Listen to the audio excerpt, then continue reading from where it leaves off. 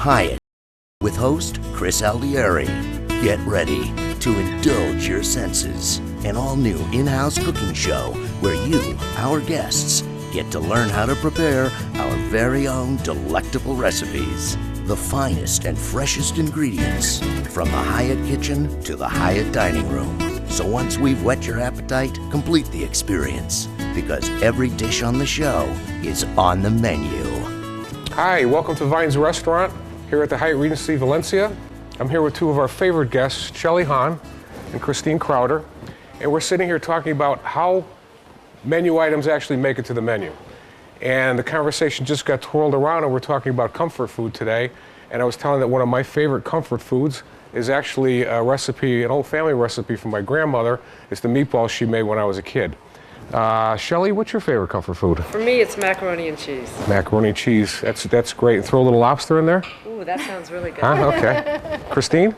Lasagna, absolutely my favorite food. And you were mentioning to me today that you actually throw a little lobster in your lasagna. I have thrown lobster into my lasagna. It's amazing. I've not heard of that before, and that sounds great. That might even actually make it onto the menu.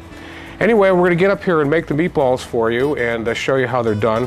The thing about comfort food is, even though they're simple foods, if you use fine, great ingredients, you can do a wonderful job even with such a simple thing as a meatball. So let me get up and demonstrate that for you. Before we do that, I'd like to toast you with a Smirnoff Cosmopolitan.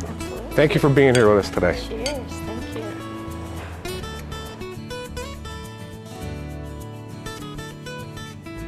Okay, let's make some meatballs here. As I mentioned, we were talking about comfort food earlier, and comfort food is pretty simple food, but if you use good quality ingredients, you can really make an exceptional dish. Here at Vines, we use a combination of ground chuck, an 80-20 blend. That means 20% fat and 80% beef, and pork, ground pork as well. About 50-50. Sometimes you can do a 75-25 blend. Sometimes at home I even use a sausage meat in the meatballs. But here at Vines, for our meatballs, we use ground chuck, as I mentioned. This is a pound. I've got a pound of ground pork here as well.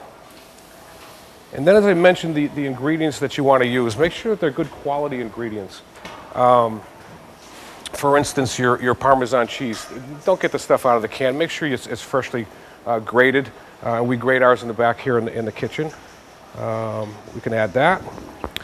We need a binder, so we're going to use 2 whole eggs, yolks and whites. And then I have a combination of sourdough bread and buttermilk, and I'm just showing you this because you want to get the bread. We use a good sourdough here. We're in California, so we're going to use a good sourdough. Make sure you cut the crusts off. You dice them up in about this size. Add your buttermilk, and make sure it is buttermilk. If you want, you can use a combination of milk and yogurt, but I like the buttermilk effect. And you don't want lumps in it. You want to get it nice and smooth like this, otherwise you're going to get lumps in your meatballs. So we're going to go ahead and add that.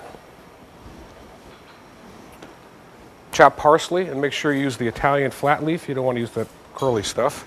A little minced garlic, about a teaspoon. Okay. And then, of course, you want to add your salt and pepper.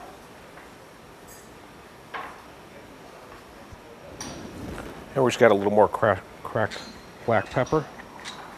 There we go. And let's get our hands dirty. Now the key again here is to touch the meat as little as possible. Once you get the ingredients combined, you're done.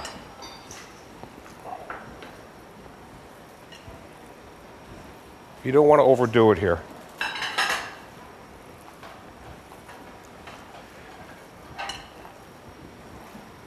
Okay, I think that's about good enough. And then you want to form the meatballs. We make them large here at the restaurant. You can make them any size you want. But the key again here is to touch the meat as little as possible. Once you've got the ball formed, you're done. We'll put them on this platter over here. We'll finish up. Okay, now it's time to go back and visit Chef Rolf in the kitchen. He's going to show us some of his cooking techniques on how to sear these off and finish them before they're ready for the marinara sauce. And as I also mentioned, good ingredients, you want to use a good quality marinara sauce. We make ours fresh here in the kitchen.